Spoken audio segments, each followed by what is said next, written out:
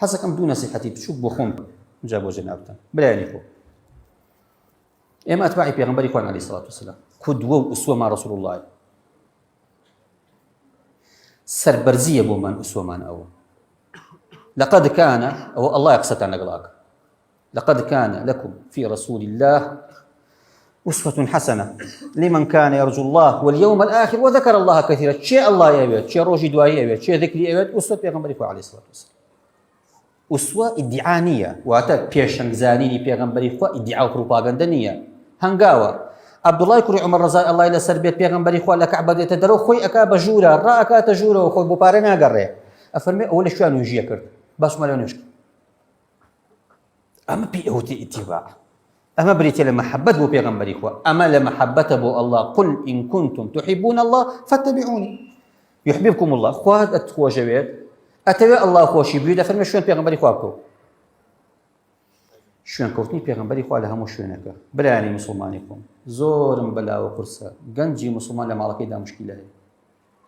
زورم بيا قرصة ظلم لخيزانك يكات کەسەکەی من شکستە بۆ من تەوفیق نەکەم لە بینی خێزانەکەم و دایک و کەسوکارمە تا ئێوارە قورئان لەبەرکە تا ئێوارە نوێشکە شکستە بۆ من نەزانم خێزانم فەضڵی هەیە نەزانم پێغەمبەرەکەم سەڵات و سەلامی ئەڵڵای لەسەر بێت تا ئەو دەقەی وەفاکە دەفەرمێ ئیتەقوا الله فیما مەلەکەت ئەیمانوکم کۆر لە ئەڵڵا بترسن مناڵەکانتان خێزانەکانتان زوڵمیان لێ مەکەن بزانە چەند بەخەمەوە بووە ئەی فەرموو من لە هەمووتان باشترینتانە بۆ خێزانەکەتان من لە هەمووتان باشترم بۆ خێزانەکەم برا ئاسانە ئەوەی بۆ خۆشەویستەکەت خەڵک بۆ خۆشەویستەکەی ئەکا بە ناشەرعی تۆ بە خێزانەکەی بکە بە شەرعی پێغەمبەرەکە شەرم ناکات بۆی تۆ مارەکرێت بە خەڵک گەڵێ خۆشەویستترین دای کەس عایشە لای من عایشەی خێزانە خۆشەویستترین کەس عایشە دەی تۆ ئەگەر ئازای بڵێ عەیبە ئەگەر مسلمانی تۆ ئازای بڵێ ئەویش عەیب ئەو قسەی عەیب بزانە دی دەرە چییانی بۆ پێت عەیبە لەگەڵ خێزانتە باش بیت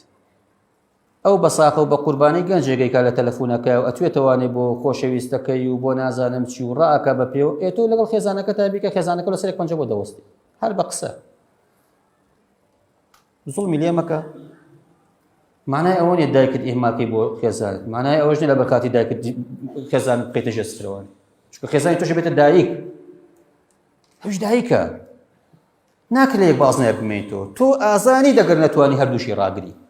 شکستت هێنەوە فاشیلی لەبەرە باش من لەگەڵ خێزانەکانتانە برای خۆم وهەل تونصەڕونە وتورزەقونە ئیلا بضعفائکم وەڵڵا ڕزقتان و سەرکەوتندان بەوەیە کە زەعیفەکانتان دوعاتان بۆ بکەن زەعیفەکانمان مناڵەکانمان من و خێزانەکانمان ئاخر من بە کەڵکی چی دێوام لە خێزانم نەکرد بێ کە چوومە دەرە دوعام بۆ بکات وەڵڵای خۆم بە دووڕاوەزانم با تا ڕخسیزت بۆیە بکەم بە کەڵکی چی دێوام لە خێزانەکەم نەکرد بێت لە دوعاکەم بترسێ ئەوەندەی دینداری لێ بینی بم جا تۆ لە دەرەوە هەر دینداری بکە کە لە ماڵەوە بەکەڵ نهاتی سولێشی هەیە پێغەمبەری خوا لە عایشە خەوتووە ئەفەرمێ یا ڕەسوڵ تۆ بخەوە ئەی بینێت چی خەریکی چی عیبادەتێکە تۆ وا بە لە ماڵەکە دابزانە خێزانەکە بۆ نایە بە ئەوەی کە ئەنجا ئەوسا فەرمێت ئەگەر کرایە کەسێک سوژدە بێت بۆ یەکێک ئەموو خێزانەکان سوژدە بێت بۆ مێردەکانتە تۆ ئەو پیاوە بە من بە ئەو پیاوە بم لە مقابلە هۆ خوشکان ئافرەتەکان بزانن حرمەتی مێردەکانتان لە شوێیە بزانن گەورەیەکی لە شوێیە ئەوە ئێزانێک کە لە دەستی داوە ئەوە ئێزانێ کە لە دەستی داوە کە ئەمڕۆ تۆ هاوسەرت هەیە نیعمەتە بۆت لە دەستچوونی ئەوسا ئازانی چنێک بەتیەک مەعسیەت مەکە کە ئەو خەریکی کاری شەرعیە بۆ تۆ خەریکی عیبادەتە بۆ تۆ کە کەسابەتت بووەکە خیانەتی لێ مەکە دڵی خۆشکە دەرگای بەهەشتە بۆ تۆ جیهادت لەسەر لاچووە جیهاد مەکە پیاوەکە و من و ئەو ئەگەر پیاو بین جیهادەکەین ئیشی تۆ نییە جیهادەکەی تۆ بردنەوەکەی تۆ لە مێردەکەتەوەیە ئەبێت تەوازونێک ڕاژیرە نە پیاوەکان ئیستیغلالی ئەوە بکەن کە الله سبحانه وتعالى فەرمێتی بە ئافرەتەکان نە ئافرەتەکان ئیستیغلالی مەکانەتی خۆیان بکەن چونکە هەرچییان بیکەن لە دۆڕێن بەخوا ڕێگەی حەڵاڵیان لێ مەگرن مەبنە بەربەست لە بەردەمی حەڵاڵێکە کە پێویستی پێێتی وا مەکە مێردەکە و بچێ کاری نابەجێ بکە والله تۆش تاوانباریت